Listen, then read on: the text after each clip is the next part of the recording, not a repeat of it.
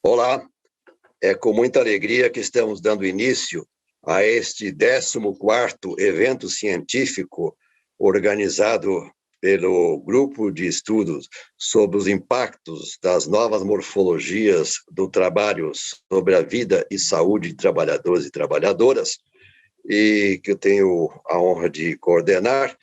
E nesta tarde, nesse momento que estamos realizando, é uma tarde, mas vocês vão assistir durante os próximos dias e semanas, em qualquer horário, nós temos a alegria de trabalhar sobre um tema, esse 14º evento científico, ele tem como tema Trabalho, Vida e Saúde de Trabalhadores e Trabalhadoras, Avanços, Aprendizados e Propostas.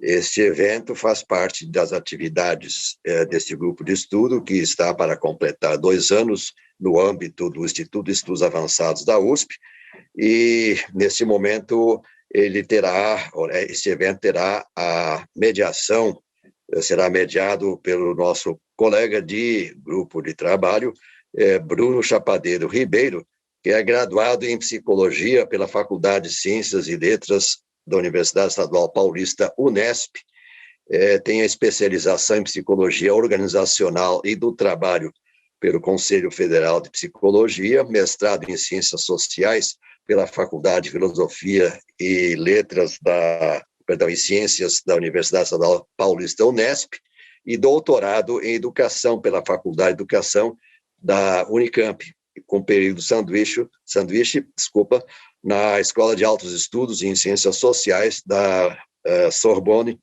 Universidade em Paris, França. É perito judicial em saúde mental e trabalho, cadastrado nos tribunais regionais do trabalho, da 2ª, 9ª e 15ª região, professor adjunto do programa de pós-graduação em Psicologia da Saúde pela Universidade Metodista de São Paulo, UMESP, secretário-geral da Associação Brasileira de Saúde Trabalhador e Trabalhadora, ABRAST, para o biênio 2020-2021, e tem experiência na área de psicologia social do trabalho, atuando principalmente nos temas de saúde trabalhador, saúde mental relacional ao trabalho, subjetividade, gestão, perícias, assédio moral no trabalho, entre outras atividades que desenvolve e é especialista. Eu queria agradecer muito pela presença de todos vocês que estão assistindo, pelas convidadas que estão aqui, que o Bruno vai apresentar, Luciana Carneiro, Vanessa Almeida, Evelise Dias Antunes, e agradeço também a equipe do EA, que está na retaguarda, viabilizando este bonito evento, que vai de agora até mais ou menos 17h45, 17h50. A dinâmica será a mediação e coordenação do companheiro Bruno Chapadeiro, que ele vai ser também um dos debatedores, e ele vai apresentar nossas convidadas já mencionadas. Ao cumprimentar a todos e a todas neste momento que estão assistindo, nós vamos estimular que vocês enviem as questões, perguntas, propostas, debates, enfim, provocações aos nossos palestrantes, para um endereço de e-mail, que é iearesponde@usp.br. Eu vou repetir porque eu tropecei. iearesponde, tudo junto, @usp.br. Costumo dizer, na abertura desses eventos, que nem sempre teremos resposta, mas as perguntas são muito apreciadas e certamente vão gerar outras perguntas, mais do que respostas. Os comentários são bem-vindos. Enfim, esta é uma tarde também interativa com vocês. Bem-vindos e bem-vindas, e eu tenho a alegria de passar a palavra ao Bruno Chapadeiro. Eu estou em São Paulo, Vanessa está em São Paulo, Luciana está em São Paulo, creio, e Evelise está nesse momento em Portugal, numa bolsa sanduíche ou num programa de pós-doutorado em Porto, na cidade do Porto, no norte de Portugal. Muito obrigado a todos e a todas. Bom evento para todos nós. Bruno. Obrigado, professor René. Vocês me ouvem bem? Tá tudo certo com o meu áudio? Espero que sim. Bom, minha boa tarde, então, a todos e todas que nos acompanham nesse evento, nesse nosso ciclo de eventos pelo nosso grupo de estudos e pesquisa, ligados ao Instituto de Estudos Avançados da Universidade de São Paulo, nosso grupo intitulado Grupo de Estudos Impacto das Novas Morfologias do Trabalho sobre a Vida dos Trabalhadores, que a gente tem a ideia de, nesse ciclo e nas nossas pesquisas, discutimos um pouco sobre o futuro do trabalho e essas novas morfologias. É um grupo que se instaura já no momento anterior à pandemia e se agrava também as nossas pesquisas muito delineadas pela questão da pandemia da Covid-19 que vivemos até hoje, né? A maior crise sanitária que nós temos do século. Então, o nosso grupo ele tem um sentido de apoiar e subsidiar os movimentos sociais de trabalhadores nessa luta contra a precarização exacerbada do trabalho que tem se dado a partir dessas novas morfologias. Então, o grupo tem pesquisado um pouco sobre uberização do trabalho, sobre novas formas de trabalho, dentre elas a que a gente pretende discutir hoje, que é o teletrabalho. Né? Se a gente pensar que em muitas análises econômicas, análises sociológicas e jurídicas, o teletrabalho tem sido apontado como um dos futuros do trabalho, né? Algo que viria para ficar, algo que não se inaugura com a pandemia, falaremos sobre isso hoje, mas que ele se intensifica, né? Ele se agrava nesse momento da pandemia e ganha contornos ainda mais complicados e complexos em relação ao momento da pandemia. A proposta de hoje é debater um pouco sobre isso. Então, a gente desenhou um pouco como se vai se dar a nossa atividade dessa tarde. Eu gostaria de explicar um pouco a dinâmica. Nós vamos iniciar pela exposição da Vanessa, que fará uma breve exposição conceitual, teórica e jurídica para nos contextualizar em relação aos aspectos do teletrabalho. Né? A gente sabe que a gente ouve algumas confusões teórico-categoriais em relação a ser o trabalho em domicílio, a ser o home office, né, que é o estrangeirismo mais popularizado. Enfim, a Vanessa vai nos situar no debate. Depois, passaremos para uma exposição minha e da companheira Luciana Carneiro. Farei as apresentações nos devidos momentos, em que eu farei uma exposição do impacto do teletrabalho, principalmente na saúde mental, em termos dos seus aspectos psicossociais, nesse momento na classe trabalhadora, e Luciana Carneiro é da diretoria do Sindicato dos Servidores do Judiciário e poderá nos colocar as experiências, as vivências de quem está ali no dia a dia. Né? E após, passaremos para exposições da companheira Evelise, né, que se encontra na cidade do Porto, como dissemos, que tem estudado o teletrabalho, e ela, junto com o professor René, farão uma reflexão sobre o futuro desse teletrabalho. O que a gente pode esperar em termos da nossa proposta aqui de hoje, de avanços, aprendizados e propostas para o teletrabalho. Tá? Cada um dos expositores terá cerca de 15 minutos para suas conferências, e depois, ao fim, abriremos para o debate. O debate pode ser enviado a partir do e-mail, se puderem me relembrar, mas quem se inscreveu deve ter recebido. Nós receberemos as questões pelo e-mail institucional do IEA-USP, para após podermos dar prosseguimento ao debate, tá bom? Sem mais delongas, eu direi aos meus companheiros e companheiras de bancada aqui virtual que eu vou estar controlando o tempo, vou fazer o papel mais taylorista aqui da tarde, mais chato do controle dos tempos e movimentos, e eu informo faltando 5 minutos para o encerramento, ok?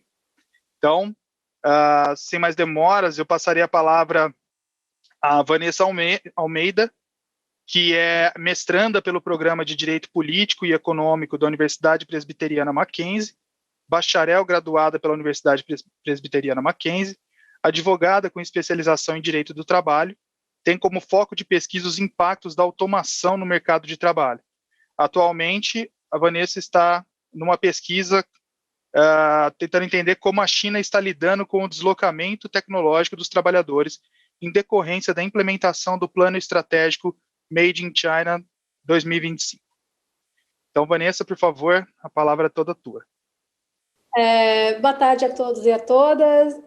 Queria agradecer mais uma vez ao convite do IEA para estar aqui presente falando sobre questões relativas ao direito do trabalho, né, e favoravelmente aos trabalhadores. E fui convidada, né, para estar pontuando juridicamente as diferenças entre o teletrabalho e o home office. E desde que os governos, né, eles adotaram o isolamento social como única forma, né, de conter a proliferação da pandemia, em março, né, do ano passado, milhares de trabalhadores e trabalhadoras passaram a exercer suas atividades profissionais à distância, nas modalidades de teletrabalho e home office. Mas a maioria das pessoas, né, não sabe quais são as características de cada uma e nem quais são, né, os direitos garantidos pela legislação brasileira. Imaginem um trabalhador, né, que estava trabalhando, né, de casa desde março de 2020 e para conseguir entregar o seu trabalho, ele fica conectado com o sistema da empresa em tempo integral. De acordo, né, com o artigo 75B da Reforma Trabalhista, né, que é a Lei 13.467 de 2017, a modalidade que esse trabalhador ele vai estar atuando é o teletrabalho.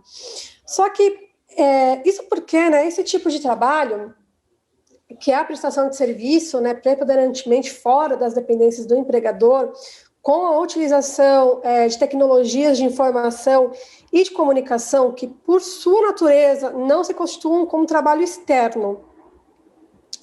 Para a existência, né, do teletrabalho, é preciso que as empresas elas façam, né, um contrato à parte para deixar estabelecidas as responsabilidades do trabalhador, né, e da empresa. E, além disso, essa modalidade ela não comporta o controle de jornada, porque ela vai estar mais ligada, né, ao trabalho entregue do que a própria jornada em si. E, baseado no texto da lei, os riscos da atividade econômica são da empresa e o trabalhador não pode arcar com essa responsabilidade. Ou seja, no contrato de trabalho deveria ter, né, deve estar constado, né, que quem é responsável pela aquisição, manutenção, né, fornecimento dos equipamentos tecnológicos e também a infraestrutura necessária e adequada para a prestação de serviço tem que ser a empresa, né? E se porventura o empregado arcar com algum custo, né, referente a estes itens, de modo que venha, né, lhe causar prejuízo futuro, esses prejuízos, né, esses custos adicionais, eles têm que ser reembolsados.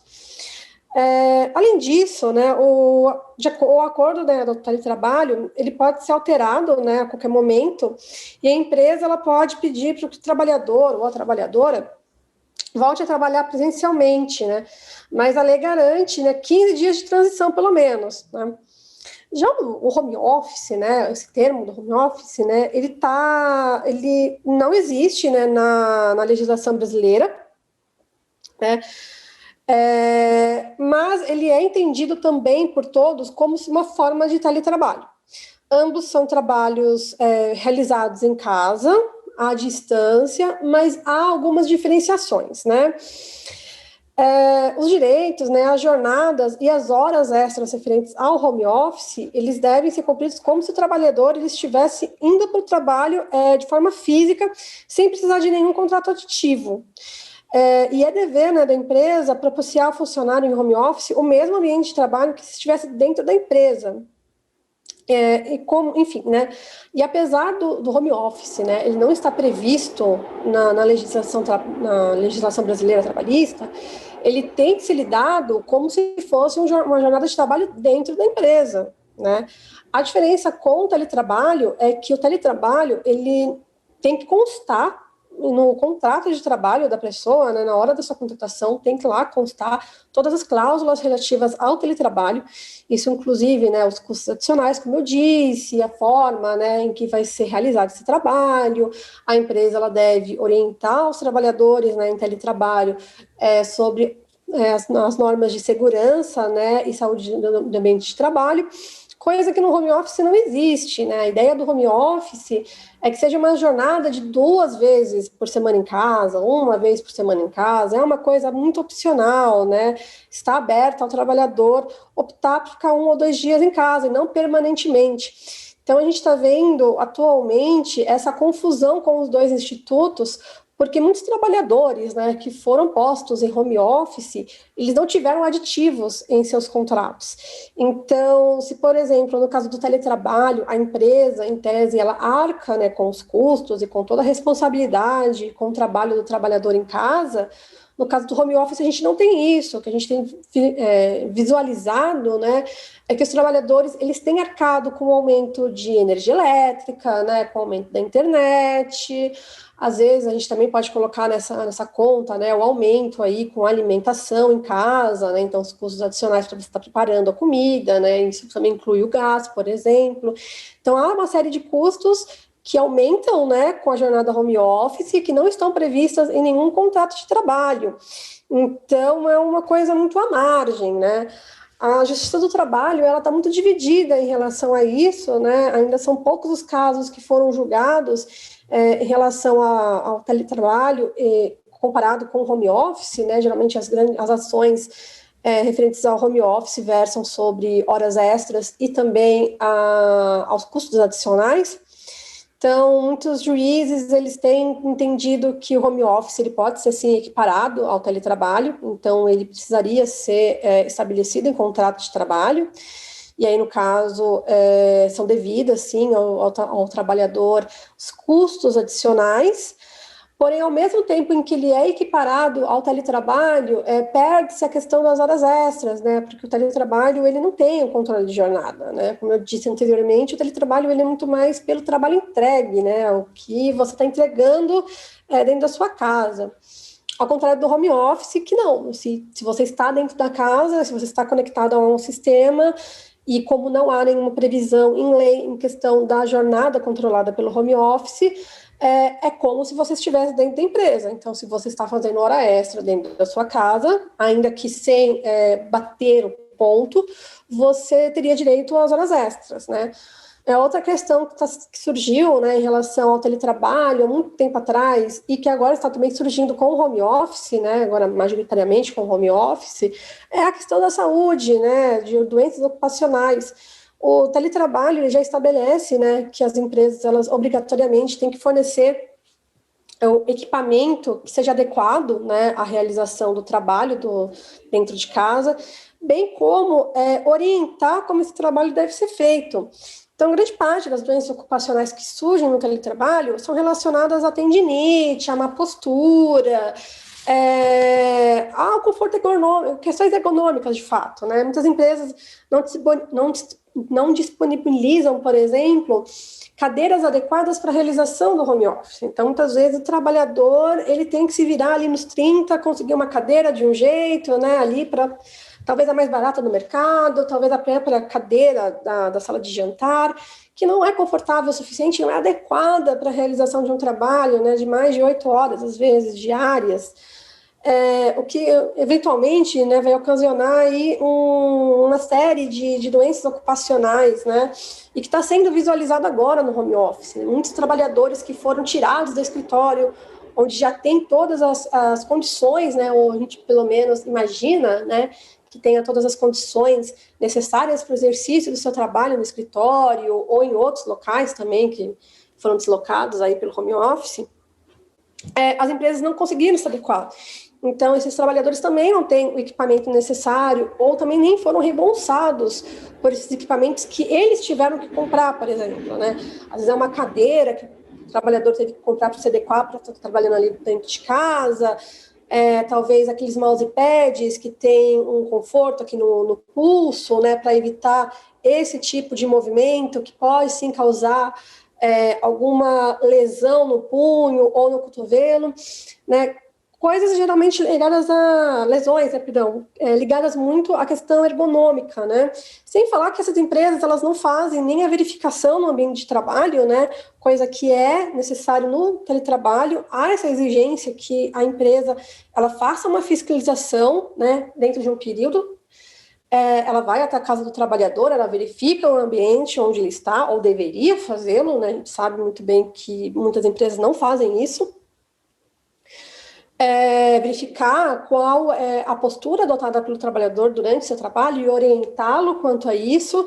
E o que a gente vê hoje no home office, como foi uma coisa muito feita às pressas, não existe esse tipo de fiscalização. Então, a gente está vendo um efeito cascata de tudo isso. Então, é um aumento dos gastos, uma ausência de estabelecimento em contrato de trabalho, né, sobre como vai ser feito o home office, ausência de controle de jornada.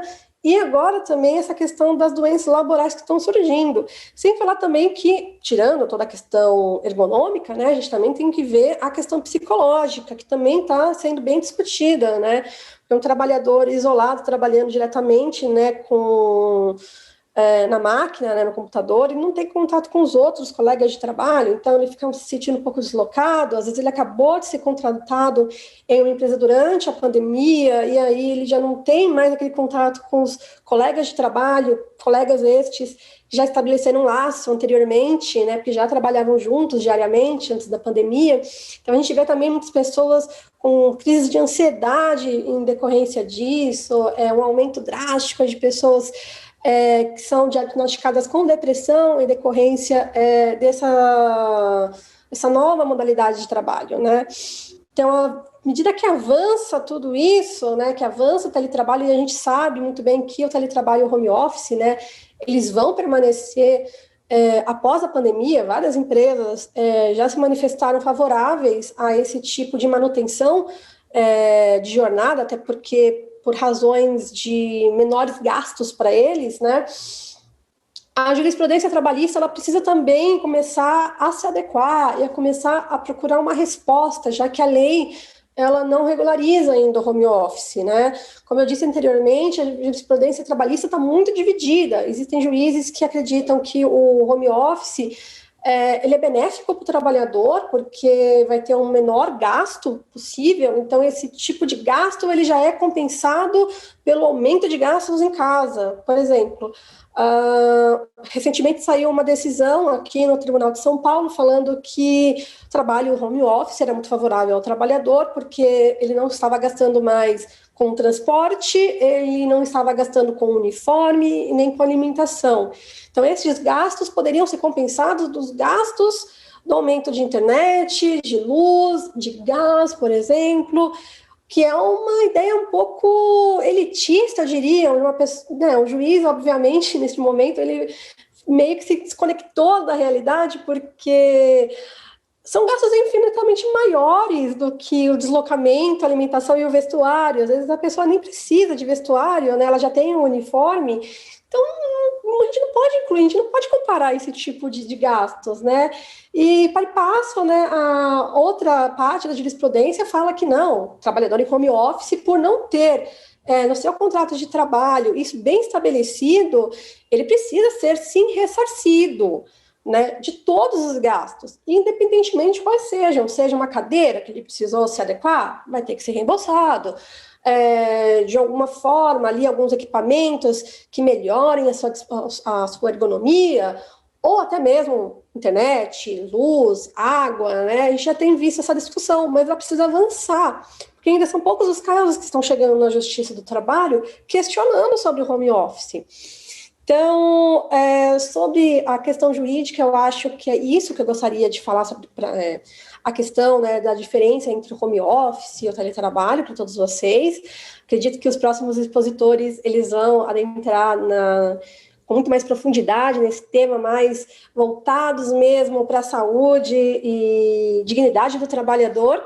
Mas a questão jurídica é essa que eu expus a vocês. Espero que o judiciário, né, ele possa avançar nisso, e principalmente que que a legislação possa ser atualizada, porque já que vamos permanecer aí num eterno regime de home office, né, aparentemente, que ou ele seja totalmente equiparado, né, com o teletrabalho e seja incluído em suas cláusulas contratuais, ou que haja uma legislação apenas para o home office, para que as pessoas possam se adequar, as empresas possam se adequar e principalmente que traga uma melhoria na qualidade de vida dos trabalhadores. Ok, Vanessa, muito obrigado pelas suas considerações. Foram de suma importância e relevância para a gente, para compreender essas relações trabalhistas, de como que essa figura do teletrabalho entra no ordenamento jurídico e como que isso tem sido tratado, né, nesse momento em que a gente tem falado muito sobre o teletrabalho ter se dado de uma forma compulsória, né, então você pontuar algumas coisas para a gente, né, dos horizontes possíveis para a gente situar esse debate, foi de suma importância, agradeço imensamente. Bom, dando sequência, então, eu farei a minha exposição, gostaria de dar boas-vindas a algumas pessoas que já me disseram que estão nos acompanhando aqui. Temos a professora Ana Cristina Limon de França, que é da casa, da USP, da Faculdade de Administração, estuda qualidade de vida no trabalho, então imagino que esse tema do teletrabalho deva estar ocupando as pesquisas da professora. A doutora Mirela Carru também, que é juíza do Tribunal Regional do Trabalho da 8ª Região, enfim, dentre outras pessoas que me mandaram mensagem aqui que estão acompanhando o nosso evento, sejam muito bem-vindas. Bom, eu também terei 15 minutos, a minha apresentação já foi feita pelo professor René, não vou repetir aqui o meu currículo, vou fazer minha exposição e depois passo à companheira Luciana. Bom, a parte que me cabe nesse latifúndio é falar um pouco dos impactos em termos da saúde mental e dos aspectos psicossociais desse teletrabalho, né? Quais são as formas que ele se apresentou e os impactos que ele tem na subjetividade da classe trabalhadora nesse momento da pandemia. Eu acho que, bom, enfim, no grupo de trabalho 3 sobre trabalho e saúde mental da Frente Ampla em Defesa da Saúde dos Trabalhadores, ao qual o professor René é articulador, nós temos discutido os impactos desse momento da pandemia da Covid-19, principalmente em 3 categorias, né? Os trabalhadores que estão na linha de frente, aqueles que não deixaram de trabalhar e que foram tidos como serviços essenciais, as pessoas que foram postas nesse home office, né, ou como a Vanessa já expôs para nós, o teletrabalho, que é o termo que nós nos utilizamos, que é o termo que consta na nossa legislação, e aquelas pessoas que já estavam sem trabalho, né, ou perderam trabalho durante a pandemia. Então, ou estão em vínculos precários, enfim, né. Então, nós temos nos debruçado desde o começo da pandemia a estudar essas categorias e hoje eu quero falar um pouco do que eu tenho observado desse momento do teletrabalho. Bom, quando a gente fala no teletrabalho aqui no Brasil, a gente não pode perder a dimensão da desigualdade social que nós temos nesse país. Eu acho que o debate tem que começar por esse aspecto da desigualdade social e econômica. Eu costumo citar um relatório muito importante feito pelo FMI, o Fundo Monetário Internacional, ainda em agosto do ano passado, em que eles calcularam o que chamaram de índice de viabilidade do teletrabalho. Ou seja, quais seriam as possibilidades de se realizar teletrabalho, uma vez que a própria OMS preconizou, né, o home office, o teletrabalho, como a forma de se continuar trabalhando, de se continuar produzindo, mas de uma forma segura, uma vez que o distanciamento social ele foi preconizado desde o início, né? Por mais que a gente tenha tido alguns ruídos aqui no nosso país em relação a isso, é a medida sanitária mais importante, né, que a gente pode ter juntamente, né, atualmente com as vacinas. Então, nesse estudo, o FMI apontou que o teletrabalho não era possível a todos os países no mundo, né? E os aspectos delineados foram justamente esses aspectos da desigualdade social. Então, nesse relatório aponta que América Latina e Caribe têm menor possibilidade de realização do teletrabalho por conta dos seus determinantes sociais em termos econômicos, principalmente, né? A gente começa por aí. Quando a gente olha aqui para o Brasil, a gente vê a nossa realidade que um estudo de uma consultoria chamada Mars colocou que 80% da força de trabalho no Brasil está em teletrabalho, né? Ou ao menos estava quando o estudo foi lançado ainda em setembro do ano passado. Esse estudo corrobora alguns dados da Pesquisa Nacional por Amostra de Domicílios Contínua, do IBGE, né, a PNAD-Covid, que apontou qual seria o perfil das pessoas que têm a possibilidade de ter realizado o teletrabalho nesse momento da pandemia. Desse total de 80% dessa força de trabalho em teletrabalho, nós teríamos aí que as regiões Sul, Sudeste, Centro-Oeste concentram 70% das pessoas em teletrabalho, né? Isso já mostra algumas disparidades culturais e econômicas que nós temos no país, se a gente entender, inclusive, que Norte e Nordeste têm apenas 8% da sua força de trabalho em teletrabalho, né? No relatório do FMI, eles apontam também que, se a gente pensar em perfis ao qual o teletrabalho não chegou ou não chegou com qualidade, a gente poderia categorizar entre aqueles jovens sem formação superior, sem formação universitária, aos pobres moradores das periferias e as mulheres. Então, eu vou falar um por um dessas categorias, pensando o Brasil. O estudo do IBGE apontou que, se a gente traçasse um perfil de quem é a pessoa que está em teletrabalho no Brasil, nós teríamos um homem branco, de meia idade, com alta escolaridade, pós-graduação, né, em algum alto cargo de gestão, geralmente de empresa privada, e morador da região Sudeste, ou Sul e Centro-Oeste, tá? Mas principalmente Sudeste. Então, esse mostra um traço de um Brasil que não é o Brasil, né? O Brasil nunca foi ao Brasil, SOS é o Brasil, como diria a canção, porque se a gente fala de uma população que é majoritariamente negra, por exemplo, e de mulheres, então a gente está dizendo de uma desigualdade que tem segregado, né? Quando a gente entende que a nossa base social foi toda composta a partir de um racismo estrutural, esse racismo também se expressa na questão do teletrabalho, das possibilidades de realização do teletrabalho, tá?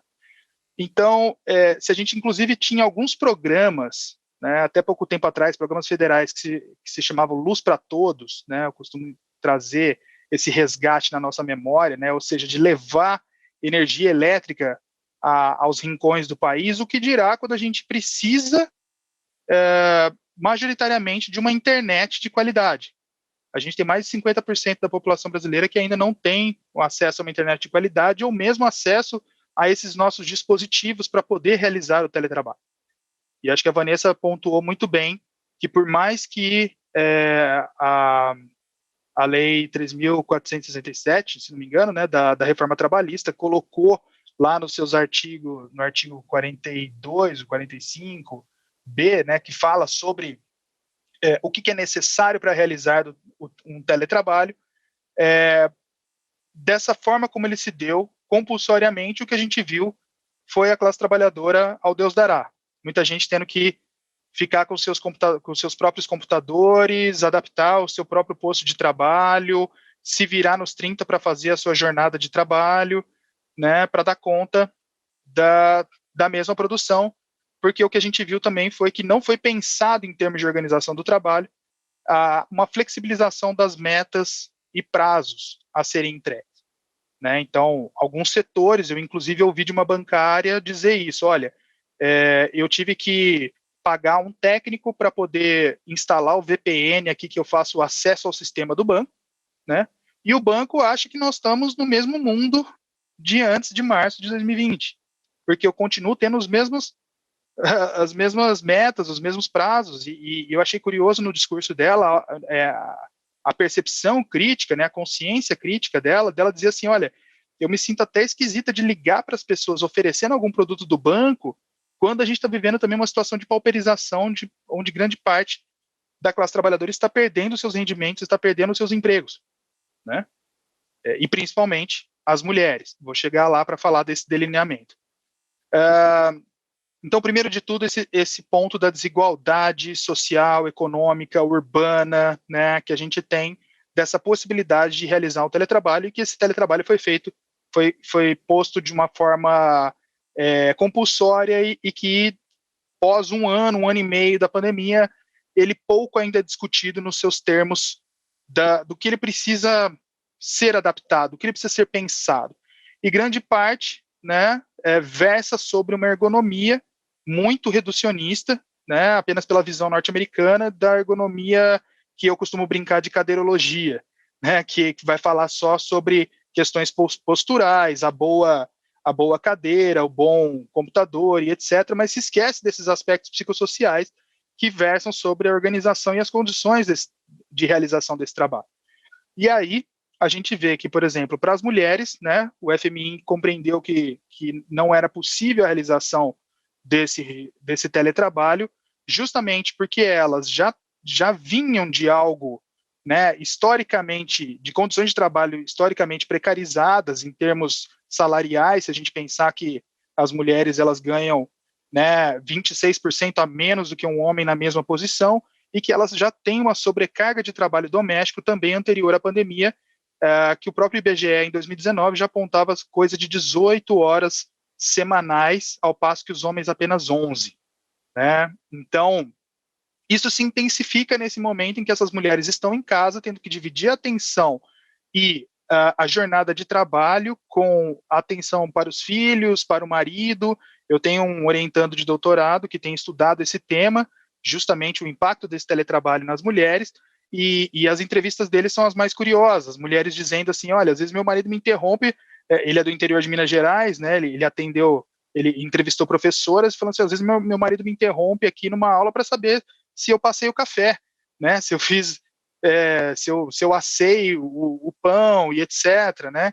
Uma servidora do Judiciário do Rio Grande do Sul, logo no começo da pandemia, já dizia um relato muito interessante de que ela tinha que dar entrada no ponto de trabalho dela de madrugada, porque de dia ela não tinha nenhuma condição de realizar o trabalho, porque ela tinha que ficar cuidando do entretenimento das crianças, cuidando do homeschooling, né? O marido, por achar que ela está em casa, né, ela está disponível para os serviços domésticos a todo tempo, então ela dava entrada de madrugada, tendo que cumprir os mesmos prazos, as mesmas metas e a mesma jornada, né? Então, muito tem se falado sobre isso, e alguns aspectos também ligados ao econômico e os aspectos sociais de classe têm que ser levados em consideração, porque a gente ouve muitas pessoas dizendo, nossa, eu espero nunca mais ter que voltar para trabalhar no escritório, né? Algumas pessoas se adaptaram realmente ao home office, mas poucas dessas pessoas estão nesses perfis apontados como sendo, né, os que não têm tido a possibilidade de realizar esse teletrabalho de uma forma adequada, né? Então, esses aspectos são importantes da gente entender de qual teletrabalho nós estamos falando. De nós, por exemplo, da academia, professores universitários, eu tenho as condições aqui, mesmo que eu esteja utilizando equipamentos particulares, né? Mas a gente pode ir refinando também um pouco esse entendimento de que, por exemplo, eu tive uma colega professora que teve o seu computador invadido durante uma aula e o computador teve tudo apagado. Então, os artigos científicos dela, documentos pessoais, fotos, etc., foram todos apagados. Então, a gente também tem que falar dessa questão de uma segurança digital. Não tem sido falado sobre isso.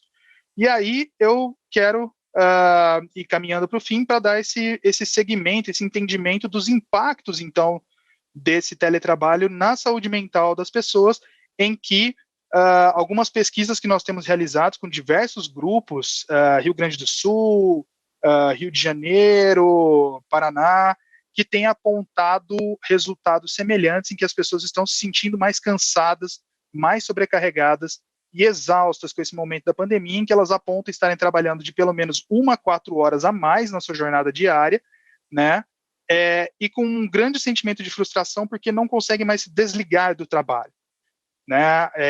A gente nunca precisou falar, né, Vanessa, vou invadir a tua área aqui, nunca precisou tanto falar sobre esse direito à desconexão, né? Porque a gente está agora trabalhando pelas telas o tempo inteiro. Eu, pouco antes de entrar aqui, estava apanhando aqui do Zoom e eu justamente não sabia se eu ia entrar pelo computador, pelo tablet ou pelo celular, né?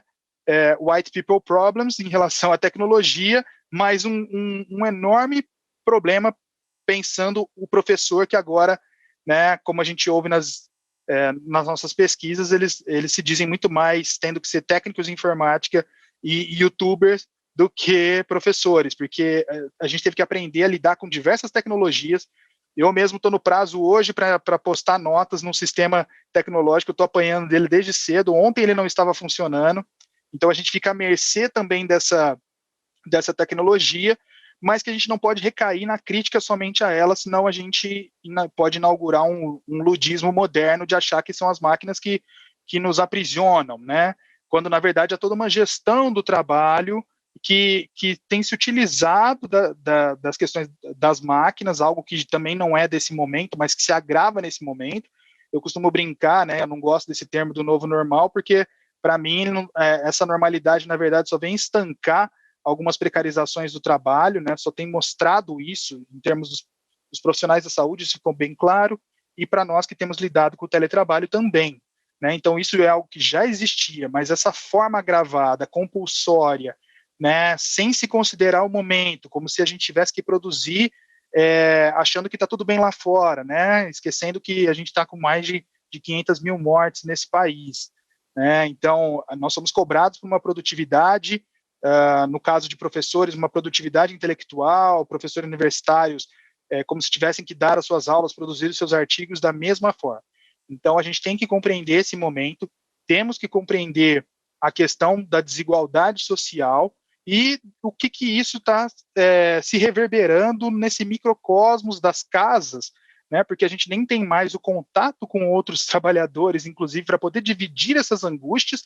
Nós estamos isolados, confinados nas nossas casas e achando, inclusive, quando a gente vê um outro colega que tem produzido tanto ou mais, que nós somos os errados, que não nos adaptamos, né? Então vai gerando ainda mais esse sentimento de uma culpabilização desse trabalhador e dessa trabalhadora, como também um agravamento daquilo que a gente tem chamado das patologias da solidão, né? Então, se os coletivos de trabalho já vinham sendo destruídos pré-pandemia, em que havia um isolamento dos postos de trabalho, agora a coisa se agrava porque nós temos uma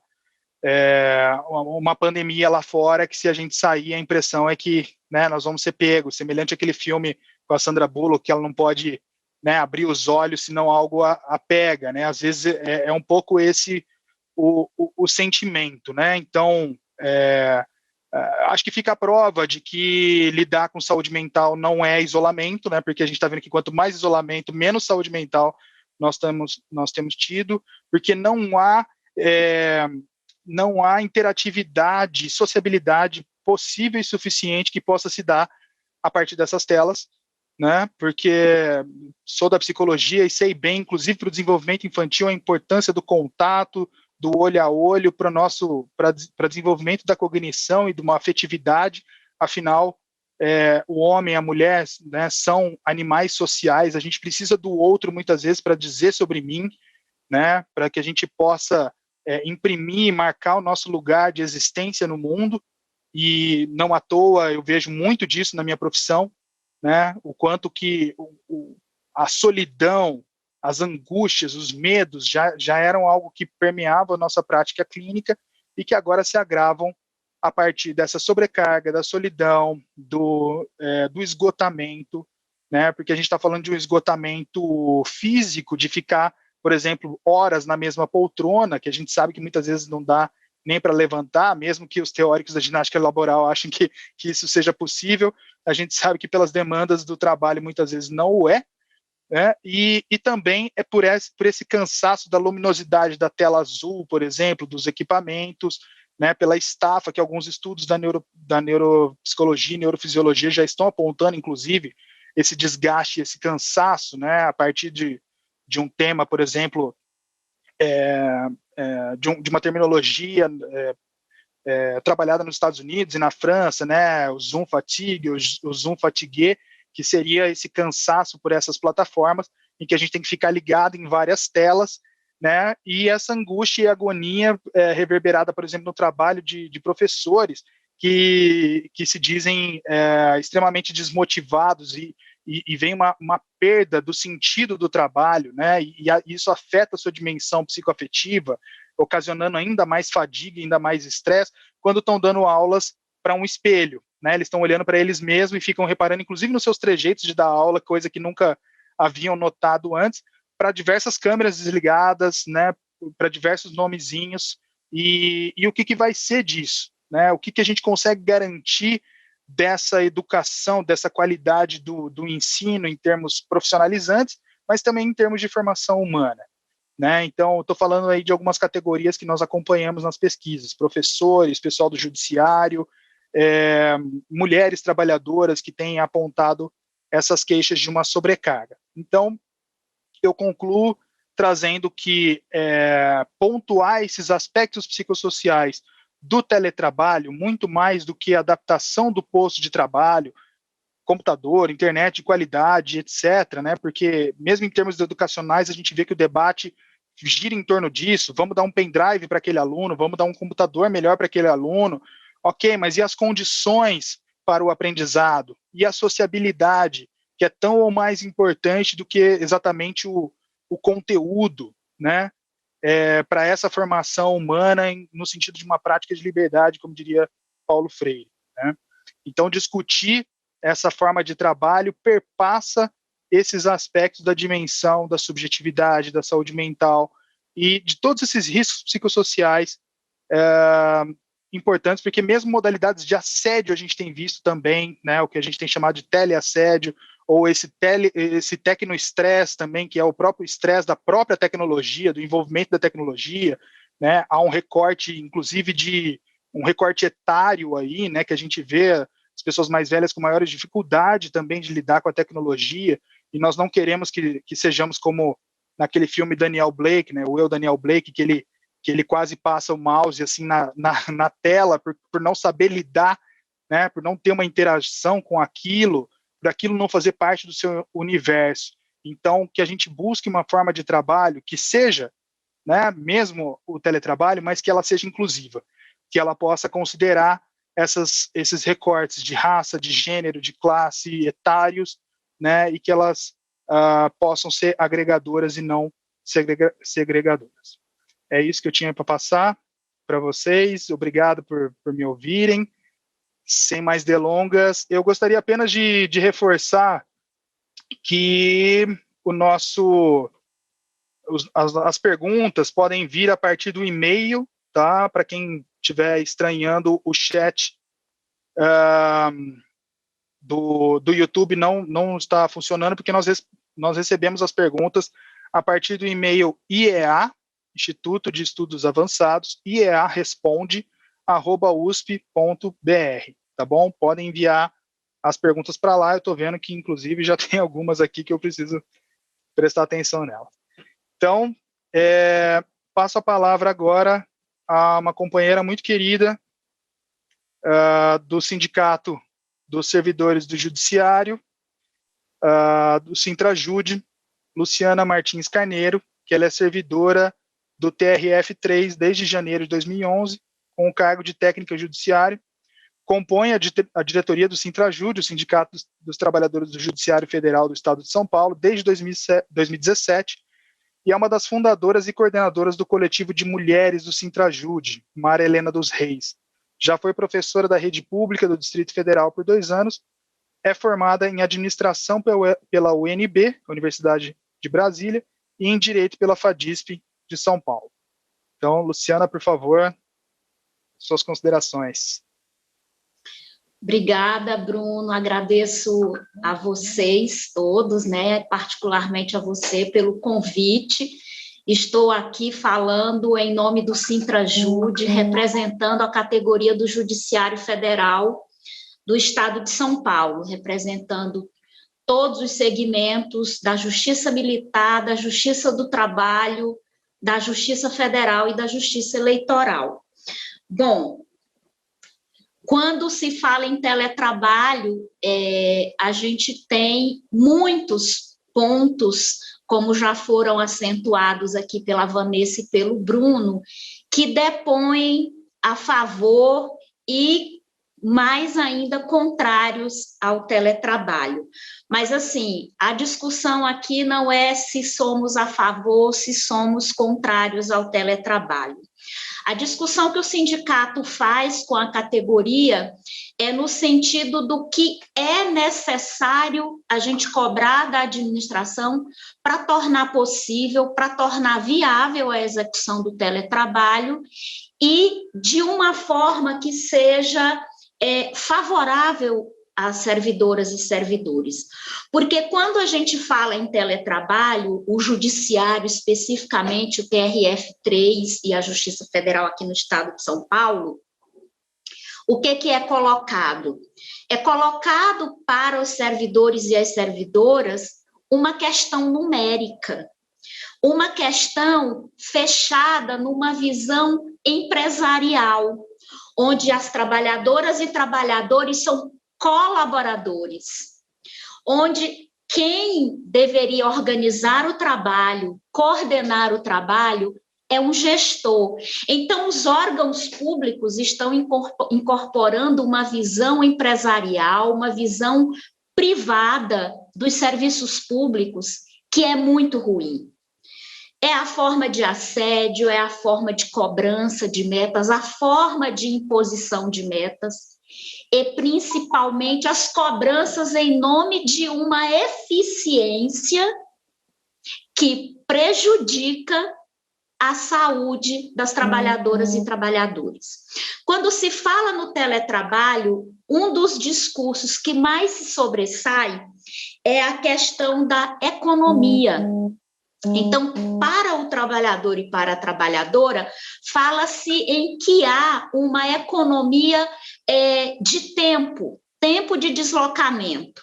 Só que esse tempo de deslocamento, o servidor poderia usar para ficar desconectado, para interagir socialmente com outras pessoas.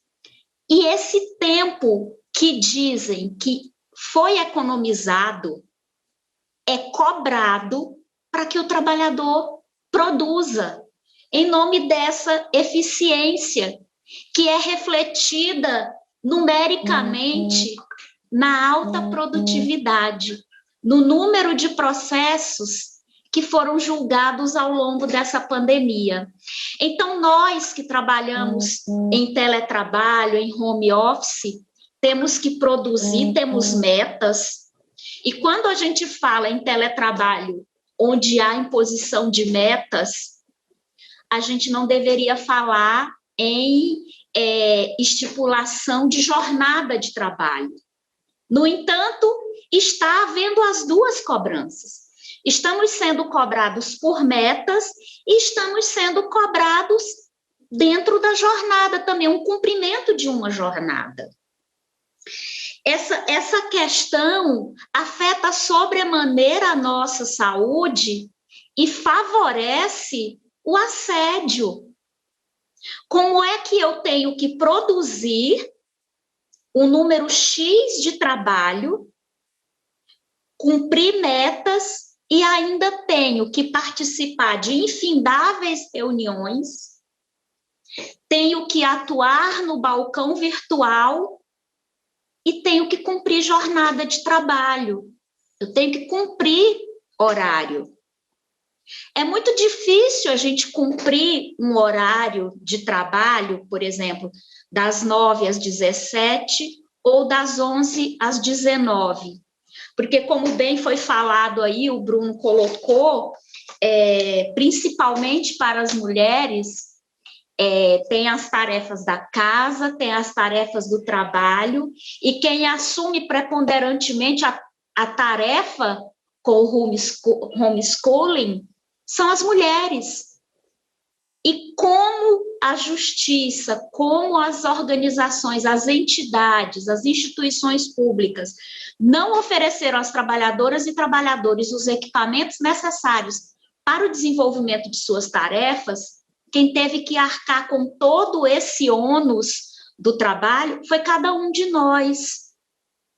E essa economia de tempo, essa economia de deslocamento, foi transformada em ônus e em custo do trabalho. O nosso trabalho está sendo custeado por nós. Não recebemos equipamentos, não recebemos computadores, não recebemos mesa, não recebemos cadeira, não recebemos qualquer tipo de mobiliário, tampouco os programas necessários ao desenvolvimento da tarefa, como a questão da VPN. O TRF3 chegou ao cúmulo de enviar e-mail a todas as trabalhadoras e trabalhadores, dizendo que deveria ser assumido por nós o antivírus dos nossos equipamentos. Chegou, inclusive, a proibir que instalássemos em nossos equipamentos utilizados para o trabalho determinadas plataformas.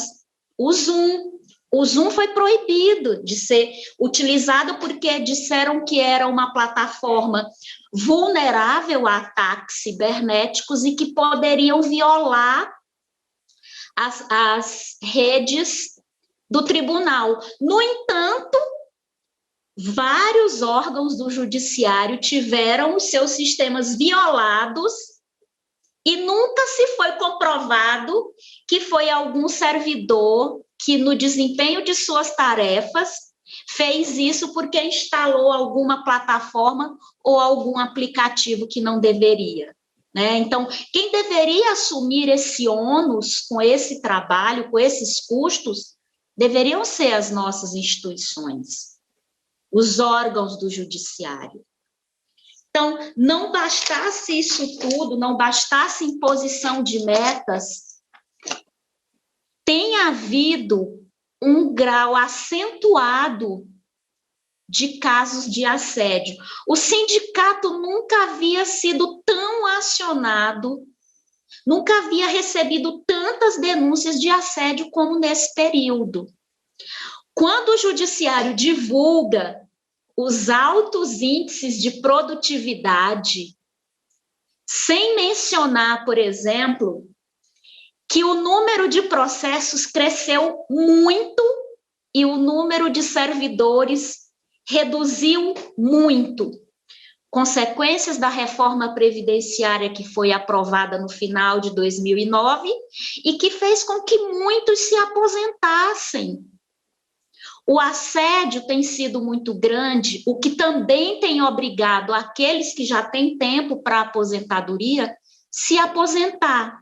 É o assédio, é o grande volume de trabalho, a grande cobrança por eficiência, eficácia e por economia de gastos. Então, a palavra de ordem é: temos que economizar. A emenda constitucional de 95, que impôs um engessamento dos investimentos no setor público, trouxe como consequência uma redução do número de nomeações de servidoras e servidores. Então, quem está nos seus locais de trabalho, quem continua na ativa, tem assumido uma carga de trabalho extenuante. Recentemente fizemos uma reunião com a presidência do GF de São Paulo e durante essa reunião fomos informados que o número de processos que tem chegado ao GF triplicou. No entanto, o número de servidores do GF de São Paulo reduziu. E quando se fala em índice de produtividade do servidor, não se fala nas diferenças que há entre cada um de nós. Nem todos nós desenvolvemos o trabalho no mesmo ritmo. Nem todo tipo de trabalho é o mesmo. Nem todo tipo de processo é o mesmo. Há processos que você faz um tempo curto. Há processos que você leva dias a fio analisando. Então, o processo de trabalho não é levado em conta nesse índice de produtividade. Então, faz-se uma comparação muito simplista entre as pessoas, tratando todos nós como um ser único, nós como um ser comum, todo mundo tem as mesmas características. Não, cada um de nós tem as suas particularidades e a gente não desenvolve o trabalho no mesmo ritmo. Uma outra coisa que é muito importante, que tem que ser feita e que é esquecido, que é abandonada e que é tratada com descaso até. Tem que haver uma estipulação de tarefas e de metas entre as chefias e os servidores para que haja um acompanhamento. E esse relatório não é feito. Então, como não se faz esse relatório, não se faz essa estipulação de metas, o que acontece? Cobra-se, exige que haja o cumprimento de uma meta cada vez maior, sem que seja especificado qual a meta e quais as tarefas que deverão ser cumpridas e que deverão ser prestadas contas. Então, o servidor, ele recebe, por exemplo, 13 processos como meta, sem que isso seja colocado num documento para que seja formalizado, inclusive, o acompanhamento dessas metas. E aí começa-se a fazer um grau de cobrança sem que o trabalhador e a trabalhadora tenham ciência, mas afinal de contas, qual a meta que eu tenho que cumprir? Não me foi dito isso. Não há um acompanhamento. Então, hoje se entrega, por exemplo, um processo de execução, horas depois se coloca processo criminal, horas depois se coloca processos cíveis, sendo que cada processo demanda um tempo e uma análise diferente. Né? Então, impõe-se metas como se as pessoas fossem iguais e como se os processos fossem iguais. A questão do tempo de desconexão está praticamente impossível. Por que está impossível? Porque o equipamento utilizado, o celular que é utilizado para fazer as cobranças, é o celular individual do trabalhador e da trabalhadora. Então, a gente não desliga o celular. Então, a qualquer hora do dia, da noite ou da madrugada, pode chegar alguma mensagem. E aí, o que você vai fazer? Você vai abrir, vai ler, porque aquilo ali salta na sua tela, e aí você não consegue se desconectar. Então, se a gente está trabalhando, a gente deveria ter o equipamento disponibilizado. A gente tem que dar, com essa história de balcão virtual, a gente tem que trabalhar, tem que ter uma proteção de tela, um fundo de tela da Justiça Federal, que tem que ter um equipamento, um tipo de especificação do seu equipamento. Não é todo equipamento, não é possível fazer isso no celular. E nos computadores, nos notebooks, precisa de uma configuração especial que nem todos têm. Foi feita uma atividade, Evelise, você que tem feito estudos específicos do teletrabalho no judiciário, escute só. Foi feita uma reunião recentemente sobre o balcão virtual. né? Então, fica o servidor de um lado atendendo um advogado ou uma parte do outro lado. O desrespeito e o assédio tem sido no ponto de nos tratar como imbecis, nos imbecilizaram, dizendo que os servidores, quando estivessem no atendimento do balcão virtual, deveriam conter seus animais domésticos e suas crianças, deverão controlar, que não deveríamos aparecer no balcão virtual com saco de pão na cabeça, nem com bobs no cabelo, nem de roupão. Perceba o grau de tratamento que é dispensado, o grau de desrespeito com que somos tratados. Houve manifestações no chat de servidores que no mesmo dia foram punidos. Servidor foi colocado à disposição do foro porque fez um comentário sobre o balcão virtual. Então, foi um assédio explícito, um desrespeito explícito. Esse é o grau de assédio que a gente vem sofrendo. O adoecimento no judiciário só aumenta. Então, não bastasse a falta de servidores, os poucos que estão nos locais de trabalho têm sido sobrecarregados com a alta produtividade e com um número cada vez maior de processos. Não é porque os processos foram virtualizados ou porque existe o PJE que as coisas vão ser autogeridas. Para todos os processos, para todos os atos, é necessário que haja um trabalhador, uma trabalhadora atuando. Não é entrar com uma petição e o PJE faz tudo sozinho. O trabalhador não está lá só apertando tecla, né? Então, há inúmeras tarefas a serem feitas, há inúmeras análises a serem feitas, que são feitas pelos trabalhadores que estão com uma sobrecarga de trabalho muito grande. Então, o adoecimento, cada um de nós que adoece, aumenta a sobrecarga de trabalho para quem consegue resistir. Nós temos que resistir. Não bastasse a resistência que temos fazer a um governo genocida, nós temos que resistir em nossos locais de trabalho.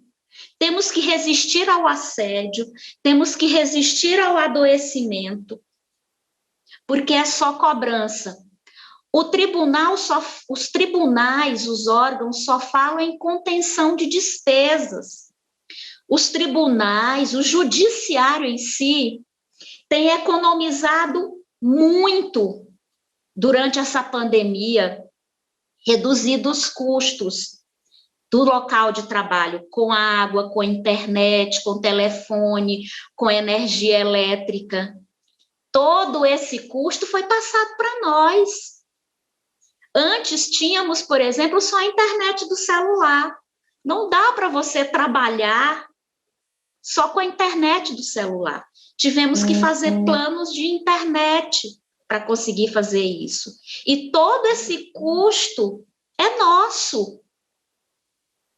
Quando o judiciário exalta os altos índices de produtividade, ele não se manifesta no sentido de que essa produtividade tem sido alcançada com um número muito reduzido de trabalhadores e não há nenhuma política, nenhum esforço político de desenvolvimento de saúde, de investimento em saúde do trabalhador e trabalhadora. Há anos o TRF3 não tem ginástica laboral.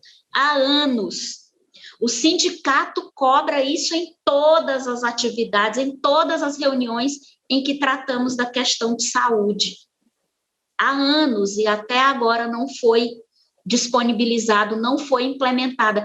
Não se fala em política de saúde, fala-se tão somente em aumentar a produtividade, em cumprir metas e reduzir gastos. É a política do vamos fazer mais com menos a qualquer preço. Eu gostaria, para encerrar a minha fala, eu gostaria de falar aqui sobre a questão das dificuldades que a gente tem de mobilizar as categorias, de todos os sindicatos, a gente tem de mobilizar os trabalhadores e as trabalhadoras para fazer o enfrentamento a qualquer tipo de política com o teletrabalho. Né? Por quê? Porque as pessoas estão isoladas, muito isoladas. No trabalho presencial, a gente vai lá, conversa com as pessoas, há uma interação social muito maior. Então, a gente consegue levar a palavra do sindicato. Por conta desse tempo que a gente fica horas a fio na frente da tela, a gente fica cansado e muitas vezes deixa de participar de atividades importantes porque já não aguenta mais ficar na frente do computador. Então, isso também afeta a nossa organização enquanto classe trabalhadora. Isso nos torna mais afastados e isso gera uma falta de organização, a gente fica mais desmobilizados e fica mais difícil ainda fazer o enfrentamento a todas essas políticas. Nós estamos aí enfrentando uma reforma administrativa devastadora, que acaba com os serviços públicos, que acaba com os direitos sociais, que acaba com qualquer chance de desenvolvimento e de melhoria social para esse país. Então, nesse momento que a gente deveria estar nas ruas, mobilizados, é inviabilizado porque não tem vacina para todo mundo, a vacina chegou tardiamente, há um número muito pequeno de pessoas vacinadas. O teletrabalho, o home office ainda gera um afastamento e uma dificuldade para a gente fazer as nossas lutas. Era isso, muito obrigada. Muito obrigado, a companheira Luciana, por trazer para nós, né, como eu disse no começo, a perspectiva desse grupo é estar próximo dos movimentos sociais de trabalhadores, e eu tenho dito que os sindicatos, se foram tratados, né, numa história recente, como obsoletos, que até não teriam, não mereceriam um financiamento para a sua existência, acho que é uma das coisas que a pandemia trouxe à tona a importância dos sindicatos para olhar para esses trabalhadores que vão estar cada vez mais isolados, né? Por todo esse panorama que você coloca para nós, né, Luciana, sobre o que tem passado esses servidores do Judiciário Federal nesse momento, né? Eu acho que isso estanca para nós da academia, estanca para os movimentos sociais, estanca para o pessoal do trabalho em saúde, né, para o pessoal do legislativo, pessoal do direito, a gente compreender quais são os meandros, né, o que está acontecendo. Então, ouvir o teu depoimento, as tuas falas aqui, eu acho que trazem mais luz ainda para nós nessa questão do que precisa ser enfrentado. Uma fala, inclusive, muito lúcida, muito... eu tenho acompanhado o trabalho de vocês, nós nos conhecemos nesse momento aí da pandemia, inclusive, fizemos alguns eventos, algumas lives juntos, né, e vamos continuar fazendo outras, porque vamos seguir na luta. Obrigado, viu, Luciana, pela presença e pela fala, foi muito bom. Bom, eu passo agora a palavra a outra companheira nossa do nosso grupo de estudos, a nossa participação internacional do evento dessa tarde, Evelise Dias Antunes, que é doutoranda em saúde pública aqui também da casa, pela Universidade de São Paulo, pesquisa a implementação do teletrabalho no setor judiciário federal. Ela é professora no Instituto Federal de Educação, Ciência e Tecnologia do Paraná, o IFPR, tem experiência no magistério superior em fisioterapia e na educação profissional nos cursos técnicos presenciais de massoterapia e de eventos no curso técnico à distância de segurança do trabalho. Atualmente, ela atua na área de educação e saúde nos seguintes temas: saúde do trabalhador, ergonomia, análise de políticas, educação comparada, educação profissional e tecnológica, políticas públicas e assistência estudantil. Evelise, prazer tê-la aqui conosco. A palavra é toda tua. Muito obrigada, Dr. Bruno Chapadeiro, nosso mediador, companheiro aí, que contextualizou muito bem o impacto pandêmico do teletrabalho, esses aspectos sociais. Quero cumprimentar a todas e a todos que nos acompanham agora pelo IEA, no YouTube. É uma alegria, bom dia, boa tarde, boa noite, né? Para mim, já aqui, boa noite, já são as 10 horas. Boa tarde aí no Brasil e bom dia para quem for assistir depois. Quero aproveitar para cumprimentar e agradecer imensamente ao professor René Mendes pelo convite, nosso inspirador, coordenador do grupo de estudos dos impactos das novas morfologias do trabalho sobre a vida dos trabalhadores aqui no IEA. E em agosto do ano passado eu tive o privilégio de estar aqui, né, de participar juntamente com a professora Frida, que foi um momento muito marcante. A gente não imaginava que ainda estaríamos na pandemia, né, professor René? E além dali nascer esse convite de fazer parte desse maravilhoso grupo, dessa equipe de cientistas, também me lembro muito bem porque foi o período que eu estava com Covid, foi um período muito difícil, e estar com vocês sempre me dá um fôlego de vida, de esperança, e penso que discutirmos o futuro do teletrabalho parece um pouco ousado, né, diante de mais de 500 mil mortes, mas nós continuamos lutando por um presente melhor e que isso possa, né, refletir no nosso futuro. Cumprimento a nossa companheira Vanessa pelo excelente postulado teórico conceitual e jurídico do teletrabalho, importantíssimo para a nossa discussão e também base para a continuidade do que eu pretendo falar aqui. E cumprimento a nossa companheira Luciana Carneiro, representante do Sintrajude, pela sua precisão e importância no seu relato, representando aqui os protagonistas, aqueles que nos permitem a discussão com profundidade dos problemas que são árduos e que estão expostos todos os nossos trabalhadores e as nossas trabalhadoras. Aproveito, professor René, para reiterar que o meu sonho é poder participar desse evento presencialmente, lá no sofá da IEA, e a gente possa, né, nos encontrar e nos abraçarmos, que realmente tenho sentido muita falta disso. Eu vou compartilhar, eu acabei preparando aqui algumas transparências, como o professor René hoje falou, achei tão lindo, relembrei das transparências que a gente colocava no retroprojetor. Bons tempos, a gente... eram bons tempos. Bom, o Bruno gentilmente já me apresentou, mas aproveito para comentar, né, que estou aqui em Portugal, na Faculdade de Psicologia e Ciências da Educação, sob supervisão da professora Marta Santos, que trabalha com ergologia, com ergonomia e com análise do trabalho, esse compartilhamento que é fundamental para que a gente possa continuar e evoluir na ciência, e na USP, estou orientando da professora Frida Marina Fischer, que dispensa qualquer tipo de apresentação e que realmente é uma honra.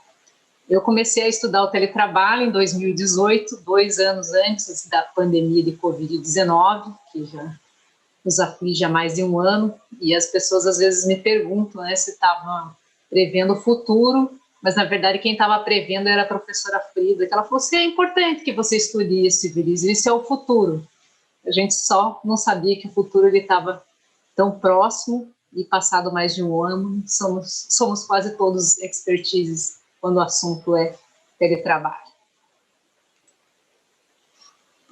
Bom, em continuidade à nossa discussão sobre os avanços, os aprendizados e as propostas, primeiro nós podemos afirmar que o teletrabalho que nós estamos vivendo, ele não é um teletrabalho desejado.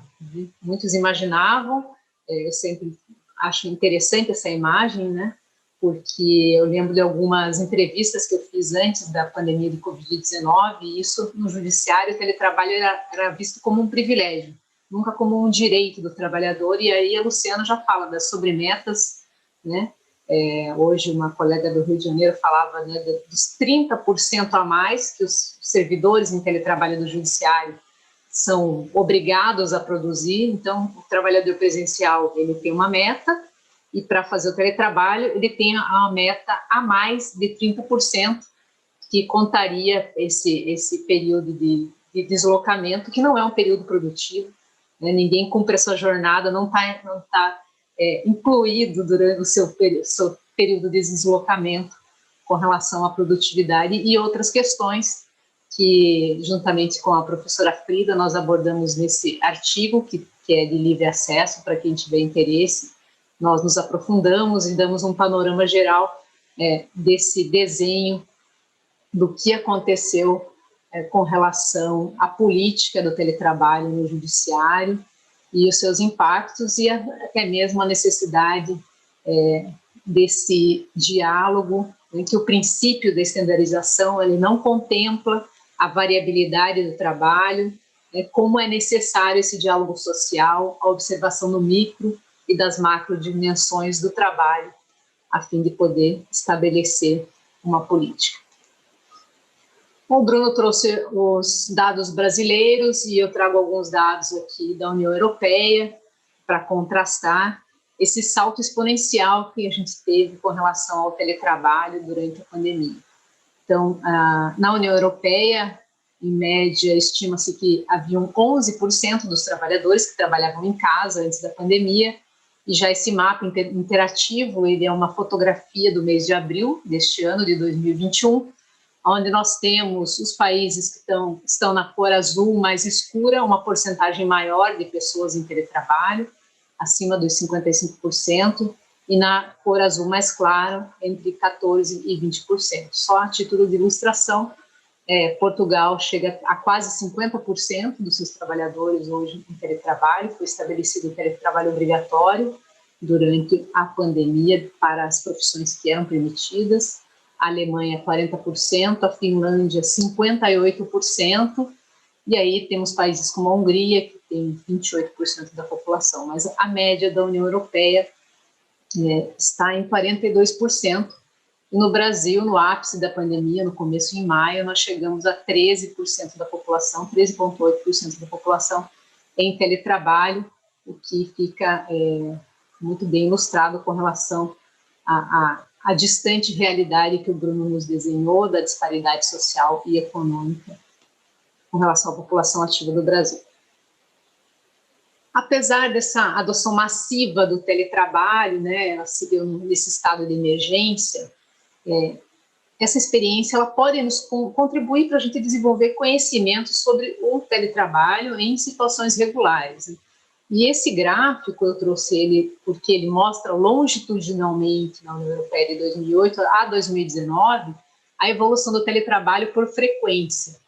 Que tipo de frequência? Então, o teletrabalho que acontecia durante alguns dias da semana e o teletrabalho integral. Então, a gente pode ver que a faixa maior é do teletrabalho, que ele é parcial e provavelmente é o que nos aponta o futuro, as discussões, que caminhamos para um teletrabalho híbrido.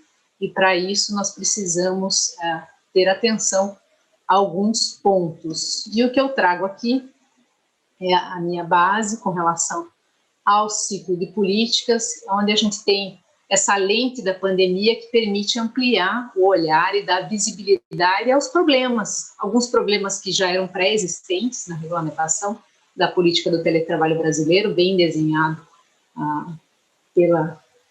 pela nossa colega Vanessa, e importante que a gente tome como pressuposto a relação entre a lei e a política, assim como ela tem um papel estruturante da lei na implementação da política. nos problemas de relação com a formulação e a implementação de uma política, elas estão especialmente com relação à desconexão entre os níveis de conhecimento dos formuladores, implementadores, público-alvo. O teletrabalho, então, hoje, ele nos leva a uma reorganização do trabalho e a necessidade de repactuar essa agenda do teletrabalho, como bem discutido anteriormente. É um processo complexo e ele antecede a implementação de uma política pública. O que nós precisamos pensar com relação aos diversos atores que estão envolvidos nessa operação, que são reiterativas, progressivas, individuais e coletivas, e tem como matriz conceitual a implementação de políticas públicas. Portanto, eu parto dessa análise do ciclo de políticas, que fala da agenda, formulação, implementação, monitoramento, avaliação, para que a gente possa destacar os pontos que devem fazer parte da agenda, no caso da reavaliação da nossa política de teletrabalho no Brasil, assim como nas instituições.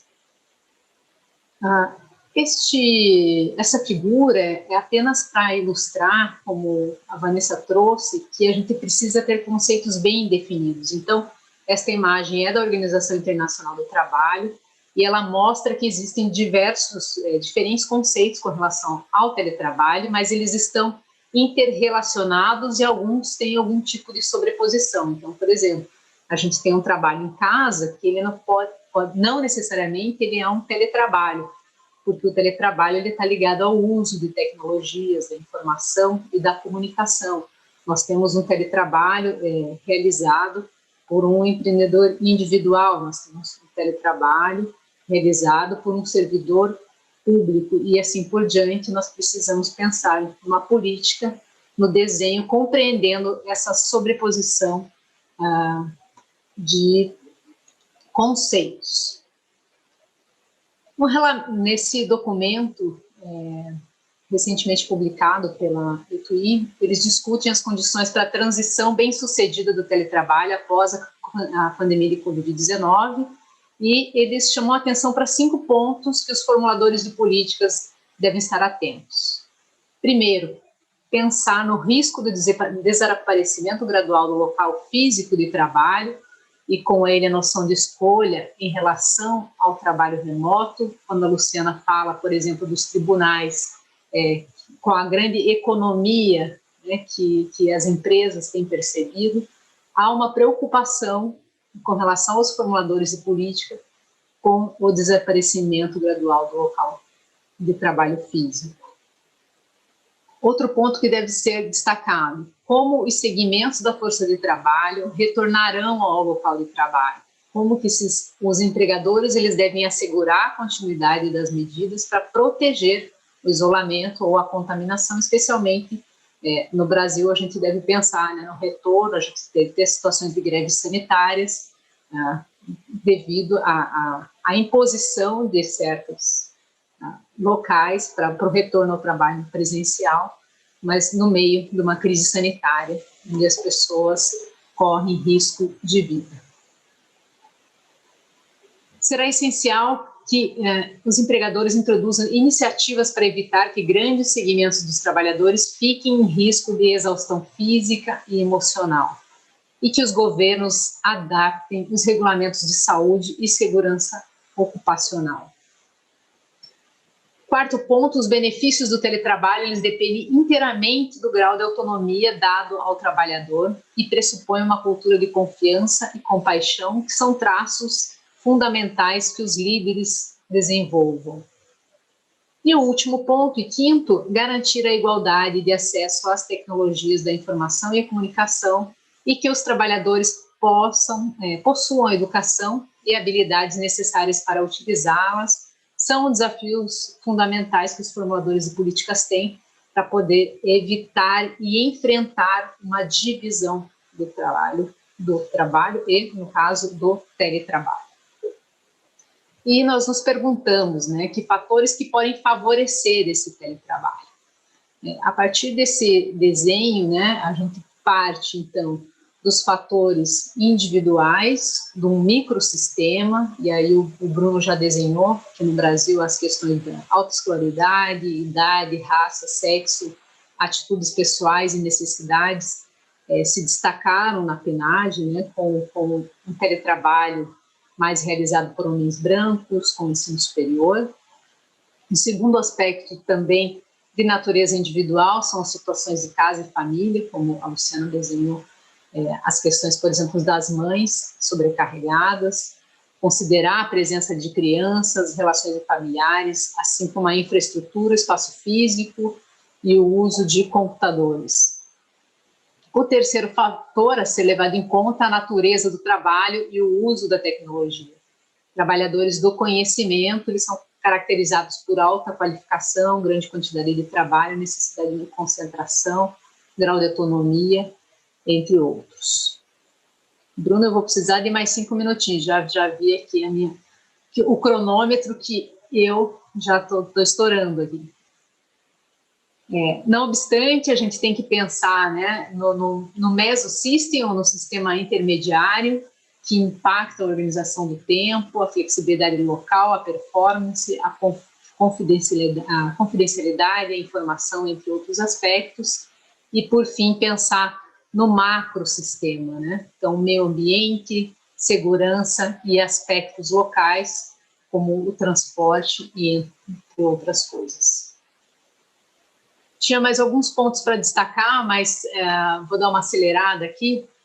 Trouxe como exemplo, né, essa política portuguesa, que provavelmente é um movimento que vai acontecer em muitos países e que também a gente pode tomar como exemplo até para a gente estudar, uma alteração em um decreto-lei, e eles têm uma meta de colocar pelo menos 25% da sua população de trabalhadores públicos em teletrabalho nos próximos 3 anos, com um programa de incentivo à fixação dos trabalhadores nas regiões de interior. Então, achei isso muito interessante, tirando as pessoas das grandes cidades e levando para o interior.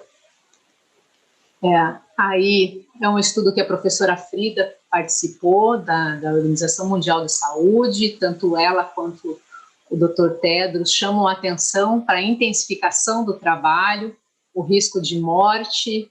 Essa pesquisa ela também está disponível em livre acesso, quem quiser, depois eu posso encaminhar o artigo, mas que realmente esses fatores de intensificação do trabalho que estão sendo intensificados pela pandemia e no teletrabalho realmente devem ser prestadas muita atenção. A Irlanda publicou um código para empregados e empregadores sobre o direito à desconexão, isso que a gente realmente tem discutido muito, e eu penso que no futuro nós talvez precisaremos de uma cartilha do direito ao adoecer. E por fim, penso que nós temos que refletir, né, como que essa experiência do teletrabalho nos fez olhar para o futuro do trabalho, os potenciais efeitos do teletrabalho na saúde dos trabalhadores, na organização do trabalho a longo prazo, como reverter esse processo de precarização do teletrabalho, e a gente possa combinar os esforços com os atores, assegurando que as políticas e conhecimentos pré-existentes sejam traduzidos em práticas eficazes em todo o nosso país. Imprescindível discutir e prevenir os riscos de saúde e segurança no teletrabalho. Agradeço a atenção de vocês, ao IEA, à Universidade do Porto, à Faculdade de Saúde Pública, ao Instituto Federal do Paraná e à CAPES. Desculpe pelo tempo. Imagina, Evelise. Muito obrigado pela tua fala, por ter nos dado esse panorama, principalmente nos atualizando do que tem sido feito aí no velho continente, né?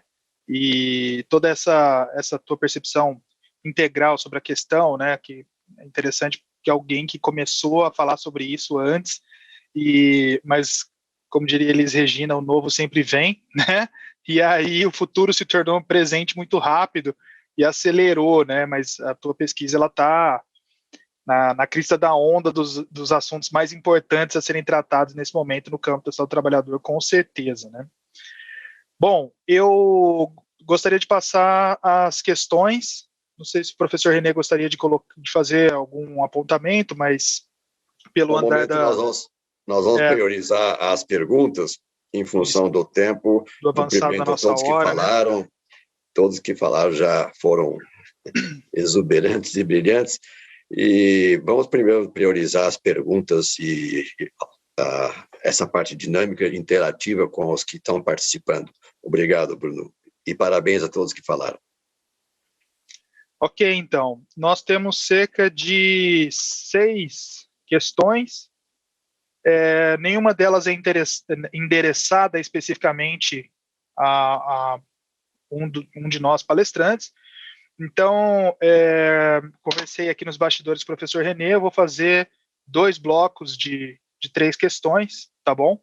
E nós sorteamos pelo tema quem pode responder, tá bom? Primeiro de tudo, nós temos uma consideração enviada pela digníssima orientadora da Evelise, que está nos acompanhando, a professora Frida Marina Fischer, do Departamento de Saúde Ambiental da Faculdade de Saúde Pública da USP. Ela, na verdade, faz um apontamento na minha exposição, e eu agradeço, em que ela diz: prezado Bruno, lembro que a exposição à luz da tela do computador, principalmente no período que antecede o horário de dormir, dificulta o adoecimento, ou seja, provoca um atraso no início do sono. Há muitas publicações a respeito sobre a exposição à luz, a regulação do ciclo vigília-sono. No home office, provavelmente, essa exposição à luz do computador foi acentuada, o que leva a maiores atrasos da hora de dormir. Esse atraso poderá significar uma redução do tempo de sono. Um abraço, Frida. A professora Frida, dos maiores nomes dos estudos dos trabalhos em turnos e noturnos, né? O seu livro é um clássico. Eu me lembro de ler no livro sobre realmente as complicações do sono, as alterações nos ritmos circadianos, ativações de sistema nervoso simpático, parasimpático, enfim, né?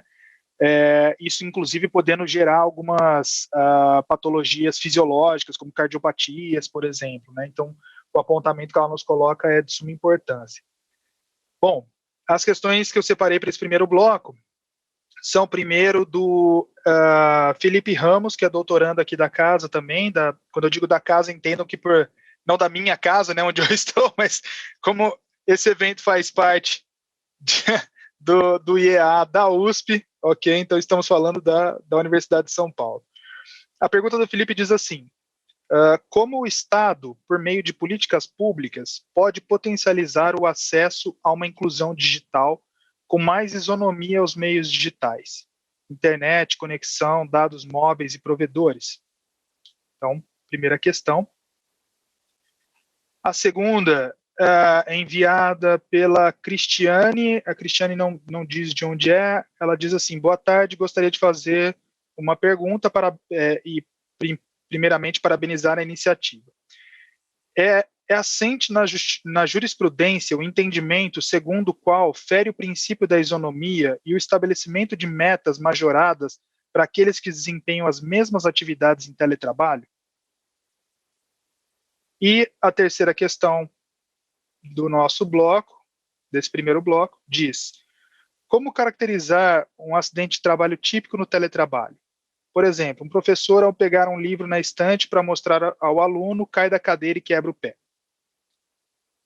Então, fiquem à vontade. Eu entendo que são algumas questões que versam um pouco do campo jurídico. Então, talvez Vanessa, Luciana, né? Mas acho que eu e a Evelise também conseguimos arriscar. Quem quiser Tudo responder. Bem. Posso responder a última questão, né, sobre o acidente típico do teletrabalhador. Bom, entenda-se como acidente. A gente tem 2 tipos de acidente do trabalho, né? Tem o típico, que é esse exemplo dado do professor que vai buscar um livro, né, vai mostrar e acaba caindo no seu local de trabalho. E o acidente de trabalho é equiparado à doença ocupacional, né? Na verdade, é ao contrário, a doença ocupacional é equiparada ao acidente de trabalho, que seriam as doenças, né, como a gente já debateu aqui, de ergonomia, psicológica, enfim. No caso, em questão de teletrabalho, sim, é comum, já vi casos em acidentes típicos, não exatamente de um professor, né, porque aí já seria uma questão de home office, né, mas eu acredito que a jurisprudência também entenderia esse caso como uma questão também de acidente típico de teletrabalho, mas já vi, por exemplo, casos em que a atendente de marketing, ela estava sentada na cadeira, a cadeira, ela se desmontou e ela caiu, ela bateu os cotovelos e trincou o osso. Então, ela conseguiu comprovar que isso foi durante seu expediente, seu horário de trabalho. A cadeira era uma cadeira cedida pela empresa, ela desmontou, enfim, foi reconhecido como acidente de trabalho. No caso em questão do professor dando aula, bom, se estiver gravando, né, é bem provável de demonstrar um acidente típico, ou se for no trajeto dele para o computador para mostrar, é uma questão que ainda precisa ser um pouco trabalhada, né, eu acredito. Eu, particularmente, ainda não vi nenhum acidente típico do home office, né, nessa nova modalidade, né. Qual que foi a segunda questão, Bruno, por gentileza? A segunda questão é assente da jurisprudência o entendimento segundo o qual fere o princípio da isonomia o estabelecimento de metas majoradas para aqueles que desempenham as mesmas atividades em teletrabalho? Sim, eu já vi algumas decisões a respeito disso, né? Porque algumas empresas são mistas, né? Então, alguns trabalhadores executam suas tarefas dentro da empresa e outros têm um contrato já estabelecido como teletrabalho, né?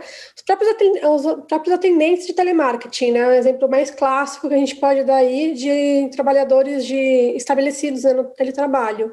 Então, parte dos atendentes ficam na empresa, enquanto outros são adaptados para ficar em casa.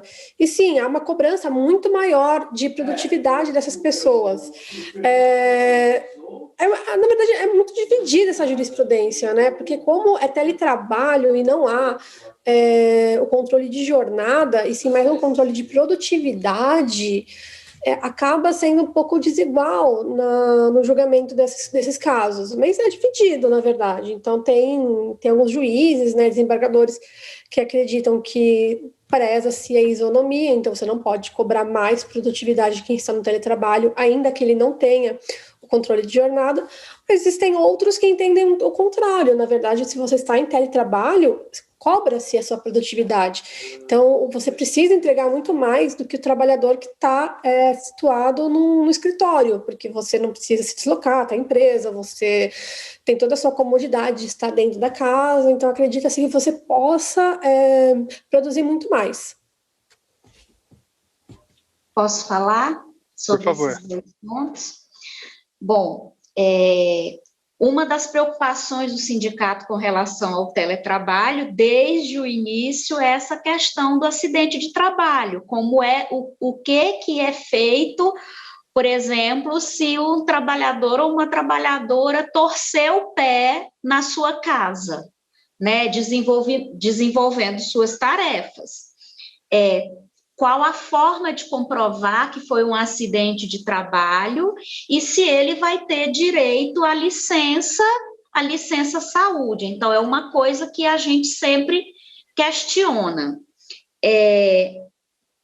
Eu acredito que não haja, pelo menos no judiciário, a gente não tem conhecimento assim dos acidentes de trabalho, pelo menos não tem chegado ao sindicato, que a gente recebe muitas denúncias quando o servidor ou a servidora tem algum problema, por exemplo, sofreu um acidente de trabalho, tentou utilizar um atestado médico e foi negado. Então, o que ele faz? Ele recorre ao sindicato, né? Porque é muito difícil você recorrer a quem está ali representando a administração.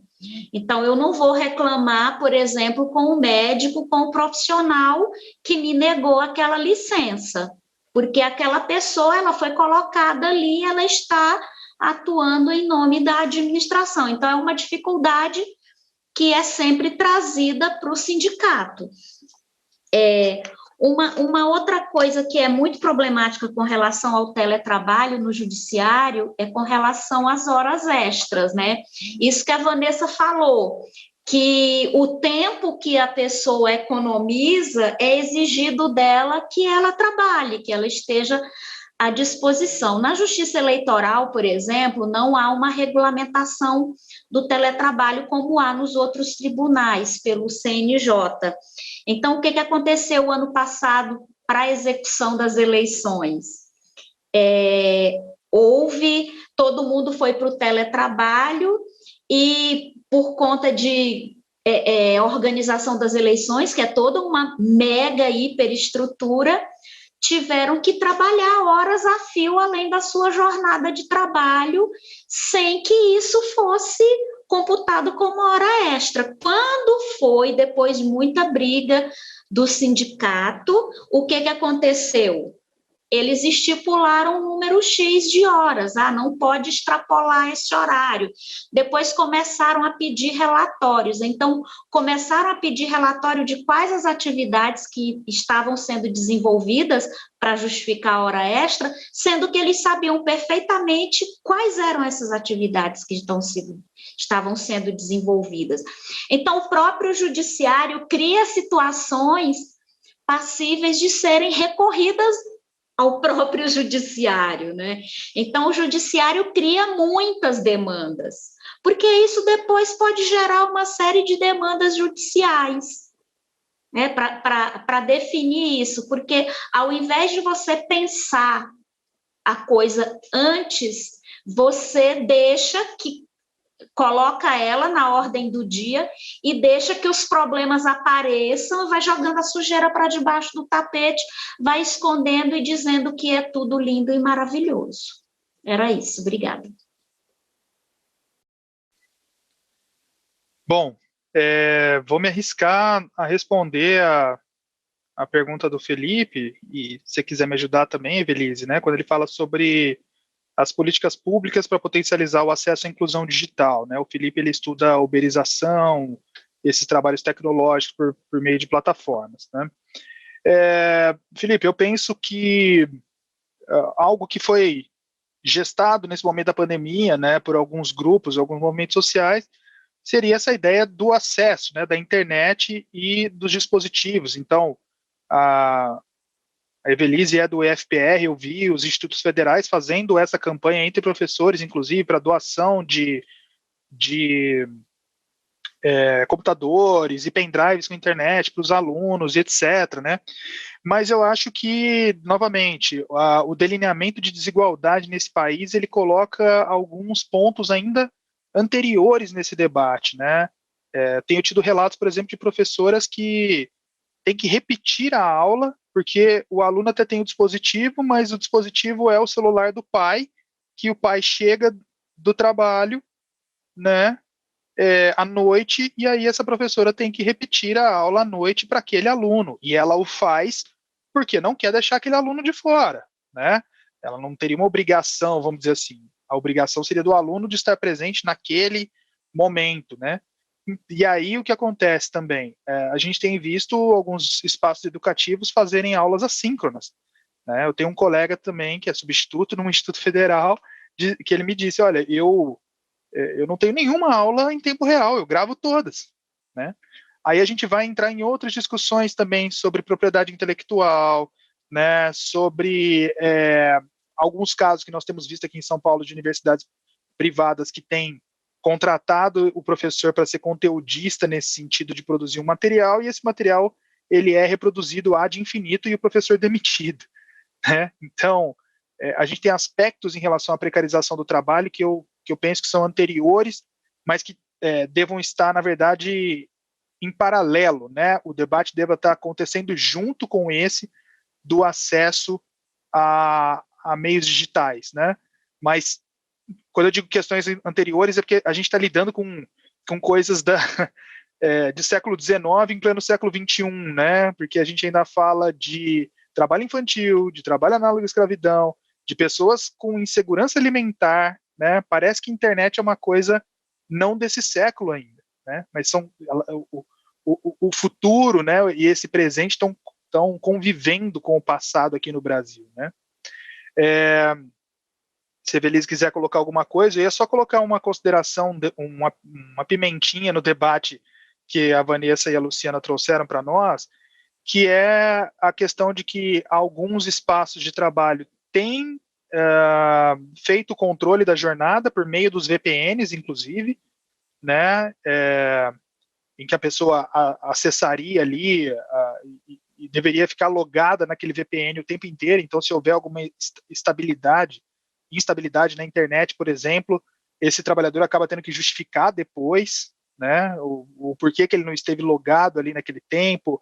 É um controle, assim, do horário de almoço, né, como se esse controle entrasse na casa, né. Foi algo que eu esqueci de dizer na minha fala, inclusive, essa invasão do tempo de trabalho ao tempo de vida particular, né. Então, assim, e aí a jornada ela acaba no controle do ponto digital e online, mas ela continua pelo WhatsApp, por exemplo, né? E um outro detalhe sobre o acidente é que a gente está falando, por exemplo, de como vão ficar as identificações dessas doenças, tais que a professora Frida falou, né, que podem prejudicar a visão, podem alternar o ciclo de vigília-sono, né, a iluminação. A ABNT, ela tem uma norma só para teletrabalho, que ela fala, inclusive, da iluminação e da ventilação desse espaço. Eu peguei essa norma por mim mesmo para tentar adaptar o meu posto, porque em nenhum momento isso foi discutido com o meu empregador, né? Então, a gente está falando de alguns adoecimentos que vão advir também desse teletrabalho, e aí, de novo, o delineamento da desigualdade, né? A gente tem caminhado por uma expansão, as respostas do Estado para o desemprego têm sido o avanço do setor de serviços, com as plataformas digitais.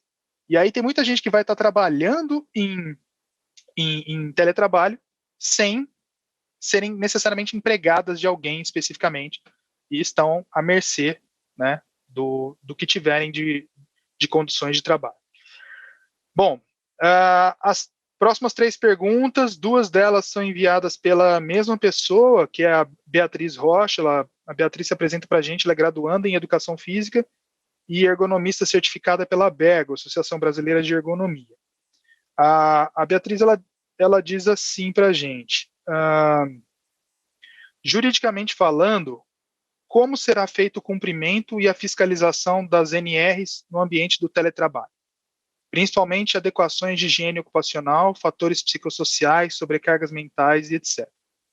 E a outra questão que ela coloca para nós qual estratégia para dar voz de uma forma efetiva aos trabalhadores que seguem cada vez mais isolados? Se antes no presencial já era difícil, fica imaginando agora com a coletividade desestruturada. E a terceira e última questão desse nosso bloco vem do professor Mário Francisco Gianni Monteiro, que é médico do trabalho e médico de saúde pública, professor aposentado do Instituto de Medicina Social da UERJ. Ele diz: prezadas e prezados colegas, é possível estimar os custos diretos e indiretos do acidente de trabalho e do absenteísmo por problemas de saúde? Bom, eu vou iniciar respondendo uma das questões da Beatriz sobre as NRs.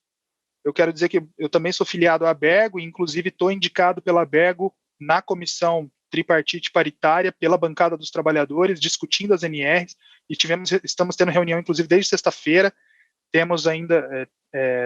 Tivemos até hoje, até agora há pouco eu estava na reunião. Pouco tem se falado ainda sobre isso, sobre os aspectos psicossociais, e tem se falado muito sobre uma revisão ainda mais apurada da NR17, por exemplo, que o seu anexo 2 vai falar um pouco desses riscos psicossociais, mas ainda não se abrangeu, pelo menos nessas discussões da CTPP, a proposta do teletrabalho, tá, Beatriz? É o que eu poderia colocar. Quem gostaria de responder as outras 2 perguntas? Sobre a fiscalização, só para ser bem breve, né, porque já está encerrando o evento, mas O teletrabalho, ele exige, sim, a fiscalização do empregador, tá? É um prazo estabelecido entre as partes, mas, em tese, geralmente não ultrapassa muito 6 meses, a cada 6 meses, 5 meses. Há uma fiscalização no ambiente de trabalho do teletrabalhador, então a empresa, ela manda, né, pessoas para verificarem como está sendo a ergonomia do trabalho, se o trabalhador está sentando corretamente, se a cadeira é ideal, se a altura dos punhos e dos cotovelos são os ideais para evitar lesões ali na questão de punhos, na questão aqui dos braços, mas enfim. Não são todas as empresas, a gente bem sabe que cumprem isso, que tem essa estrutura para poder fazer isso, mas está na lei, está estabelecido, algumas empresas elas conseguem, de fato, fazer essa fiscalização, não são todas, mas é isso mesmo. Tá bom, Vanessa, obrigada. Bom, as outras perguntas que chegaram, elas serão respondidas pelo mesmo e-mail do IEA Responde, nós nos disponibilizaremos para isso, porque infelizmente nosso tempo, né, a prosa está boa, mas o tempo urge, então eu gostaria de passar a palavra ao professor René Mendes para que proceda ao encerramento.